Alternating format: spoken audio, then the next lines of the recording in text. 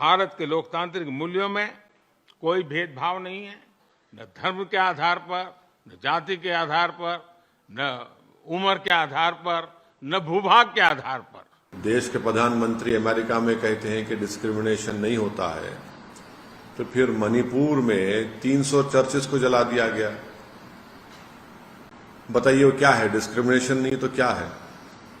मणिपुर में एक डीजीपी जो क्रिश्चियन कम्युनिटी के थे, ट्राइबल थे, उनको आप हटा दिए। वो डिस्क्रिमिनेशन नहीं है तो क्या है? बताइए आप। खुला डिस्क्रिमिनेशन है ये। और ऊपर से आप यूनिफॉर्म सिविल कोड की आप बात करते हैं।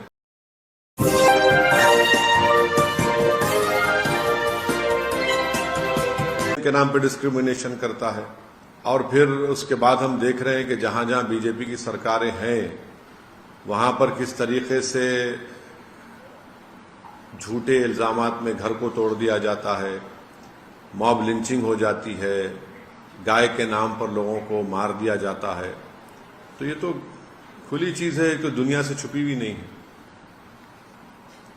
आप यूनिफॉर्म सिविल कोड के बारे में केंद्रीय कानून मंत्रालय ने कंसल्टेशन शुरू कर दी है। मुस्लिम पर्सनल लॉ बोर्ड ने बोला है कि हम अपना पक्ष रखेंगे। इस पूरे मुद्दे पे आप सांसद हैं, आप इस मुद्दे को कैसे देखते हैं और इस मुद्दे को आप कैसे लेके आगे परस्यू करेंगे?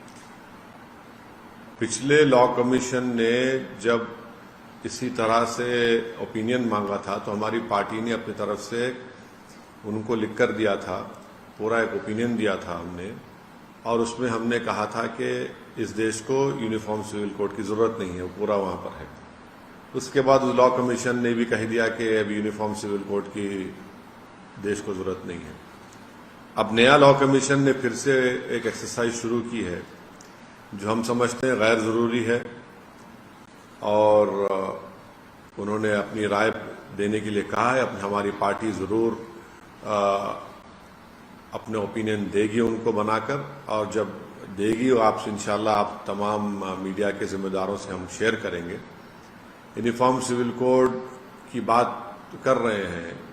देश के प्रधानमंत्री अमेरिका में कहते हैं कि डिस्क्रिमिनेशन नहीं होता है, तो फिर मणिपुर में 300 चर्चेस को जला दिया गया। बताइए वो क्या है? डिस्क्रिमिनेशन नहीं तो क्या है? मणिपुर में एक डीजीपी जो क्रिश्चियन कम्युनिटी के थे, ट्राइबल थे, उनको आप हटा दिए। वो डिस्क्रिमिनेशन नहीं है तो क्या है? बताइए आप। खुला डिस्क्रिमिनेशन है ये। और ऊपर से आप यूनिफॉर्म सिविल कोड की आप बात करते हैं। नहीं इसलिए कि वो जब इंडिया को आए थे तो प्रधानमंत्री ने उनका वेलकम किया था ना। प्रधानमंत्री ने वो मशहूर सूट पहनकर उनको अपने हाथों से चाय पिलाई। प्रधानमंत्री ने बड़ी तारीफ की उनकी। कई हमने जॉइंट स्टेटमेंट या एग्रीमेंट्स हमने साइन किए। अब जब एक यूएस का एक्स प्रेसिडेंट भारत के ताल्लुक से ये कह रहा है तो फिर उस पर तो सरकार को सोचना चाहिए। और फिर प्रधानमंत्री जब डिस्क्रिमिनेशन नहीं होता की बात कर रहे हैं, फिर मणिपुर में क्या हो रहा है? 300 चर्चेस को जला दिया गया। जो ट्राइबल लोग क्रिश्चियन कम्युनिटी के हैं वो कम से कम 25-30 हजार डिस्प्लेस हो चुके हैं। अभी तक मणिपुर जल रहा है। अब तो राइट नाउ, ये तो हम अब की बात कर रहे हैं आपको मणिपुर की, तो वो डिस्क्रिमिनेशन की बेहतरीन मिसाल है मणिपुर। प्रधानमंत्री जो है सेलेक्टिव मीडिया के लोगों से बात करते इलेक्शन के दौरान में, सेलेक्टिव मीडिया के एंकर्स को बुला के बात करते और उनसे होता कि आपको आम पसंद है, आप अपने जेब में वॉलेट रखते क्या, आप थकते क्यों नहीं। तो ये तो सेलेक्टिव बात करते हैं ना। ये बात सही है, प्रधानमंत्री को भी चाहिए कि पूरे मीडिया को बुलाकर बात कर लें और वो उनसे सवालात करेंगे। उनसे वॉल स्ट्रीट जर्नल के एक जर्नलिस्ट ने बड़ी बेबाकी के साथ उनसे सवाल किया भारत के ताल्लुक से, तो प्रधानमंत्री ने तो जवाब दिया है। वो तो वो सबका साथ, सबका विकास, सबका विश्वास कह रहे हैं। उसमें जिसको उम्मीद होगी प्रधानमंत्री से उम्मीद रखें, मगर उनका जो 9 साल का ट्रैक रिकॉर्ड किया, उन्होंने तो मुसलमानों को पॉलिटिकली इनविजिबल कर दिया। उन्होंने कंप्लीटली है ही नहीं कोई। ना उनकी पार्टी टिकट देती, ना उनकी पार्टी एम्पावरमेंट करती, और फिर खुद प्रधानमंत्री की सरकार ने इस साल मिनिस्ट्री ऑफ माइनॉरिटीज का 40% बजट कम कर दिया। ये डिस्क्रिमिनेशन नहीं है तो क्या है बताइए? प्री मैट्रिक स्कॉलरशिप को आपने रेस्ट्रिक्ट कर दिया, डिस्क्रिमिनेशन नहीं है तो बताइए क्या है? मौलाना फेलोशिप को आपने बंद कर दिया, अब माइनॉरिटीज जिसमें मुसलमान भी हैं वो अब फेलोशिप पीएचडी नहीं कर पाएंगे, ये डिस्क्रिमिनेशन नहीं है तो क्या है बताइए आप? CAA का कानून बनाया आपने, रिलीजन के नाम पर, डिस्क्रिमिनेशन नहीं है तो क्या है बताइए आप? जुनैद और नसीर की हत्या की गई, राजस्थान से किडनैप करके हरियाणा में, बताइए फिर एक डिस्क्रिमिनेशन नहीं तो क्या है बताइए आप? मणिपुर पे ऑल पार्टी मीटिंग बुलाई गई है सर, कल होना है वो मीटिंग। गृह मंत्रालय या यूनियन गवर्नमेंट की तरफ से ये जो इनिशिएटिव है इसको कैसे देखते हैं? नहीं देखिए, ये मीटिंग जो है यानी पिछले 1 महीने से मणिपुर जल रहा है। आज आप ऑल पार्टी मीटिंग बुलाते, 1 महीने से आप उस वायलेंस को रोक ही नहीं पा रहे। आप इसलिए नहीं रोक पा रहे क्योंकि आपकी सरकार की वजह से वो वायलेंस शुरू हुआ, बीजेपी की सरकार की। आपने गैर जरूरी हिमाकत की, वहां पर भी आप अपने हिंदुत्व के एजेंडे को लागू करना चाह रहे थे। आप गैर जरूरी तौर पर वहां पर आप उन लोगों को ट्राइबल स्टेटस देना चाहते जिनका वो कभी ट्राइबल थे ही नहीं। आप बताइए कि कैसे बीजेपी की सरकार में हजारों एम्युनेशन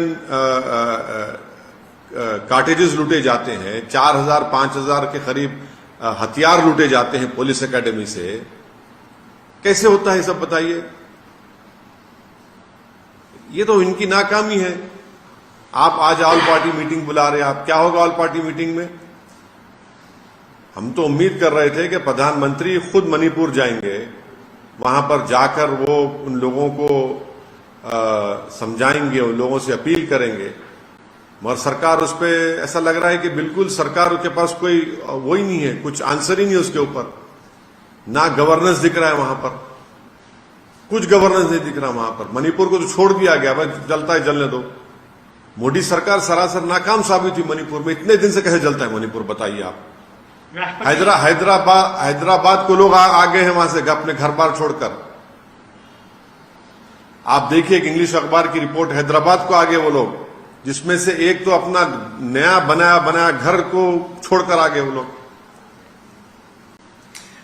राष्ट्रपति शासन लगना चाहिए मणिपुर में सर, स्थिति को और ज्यादा करीब। मणिपुर में इस सरकार ने उसको उसके हाल पर छोड़ दिया, जलने दिया। आपकी जिम्मेदारी है, सरकार की जिम्मेदारी है, केंद्र सरकार की, मोदी सरकार की जिम्मेदारी थी उसको उस वायलेंस को रोके, वहां के ट्राइबल लोगों को आश्वासन दे कि भाई ऐसा कुछ नहीं होने वाला है आपसे। वहां पर जो क्रिश्चियन कम्युनिटी को टारगेट किया जा रहा है उसको रोके, जो चर्चेस को जलाया जा रहा है उसको रोके। वहां पर रूल ऑफ लॉ ही नहीं है, वहां पर तो हथियार लूट के लोग एक दूसरे को मार रहे हैं, डिस्प्लेसमेंट हो रहा है लोगों का वहां पर। नहीं देखिए, हमको तो उसमें बुलाया नहीं गया है, इसलिए नहीं बुलाया गया है क्योंकि नंबर 1 बात यह है कि हम सच्चाई को बयान कर देंगे। दूसरी बात यह है कि उस मीटिंग में शिवसेना है, शिवसेना सेक्युलर हो गई है क्या? उस मीटिंग में दिल्ली के मुख्यमंत्री हैं, उनकी पार्टी ने तो आर्टिकल 370 के निकालने को, जो मेरी नजर में कॉन्स्टिट्यूशन बीजेपी को, उस मीटिंग में नीतीश कुमार है जो एनडीए बीजेपी से मिलकर पहले मुख्यमंत्री बने, चीफ मिनिस्टर बने, फिर गठबंधन बनाया, उसके बाद फिर कूद गए बीजेपी में। जब गोधरा का वाकया हुआ तो नीतीश कुमार तो रेल मंत्री थे ना। जब गुजरात में जेनोसाइड और प्रोग्राम हो रहा था, जब नीतीश कुमार तो बीजेपी के साथ थे।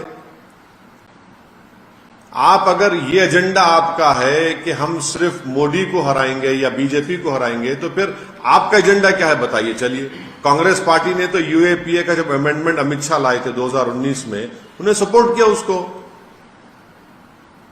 और जो अंग्रेजी में कहते हैं ना कि these political leaders have arrogated themselves this right to who to call secular and who to call communal.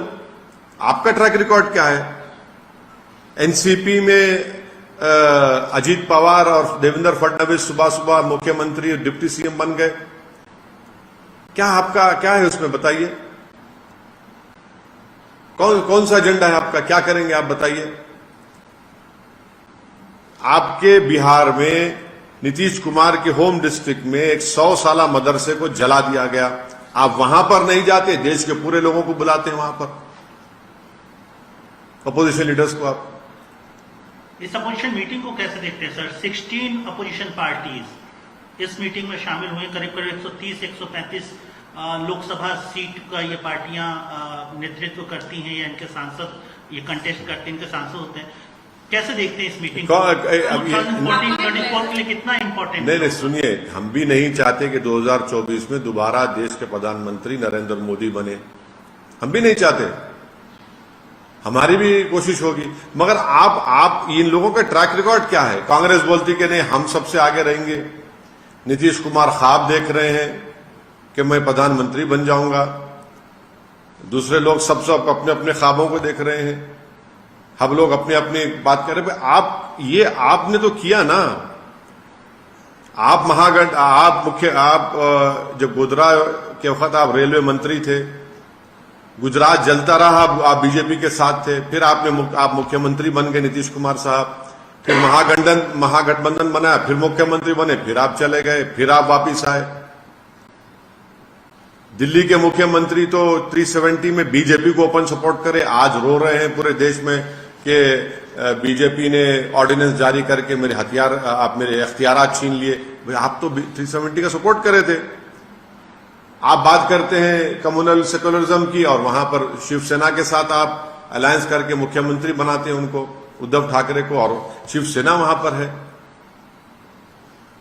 Mamata Banerjee है जो कहती है कि मेरा गोत्रा सबसे बड़ा है। आप कम्युनलिज्म से मुकाबला करेंगे इस तरह से? नहीं, हमको इसलिए नहीं बोला क्योंकि हम सच्चाई को बयान करते हैं।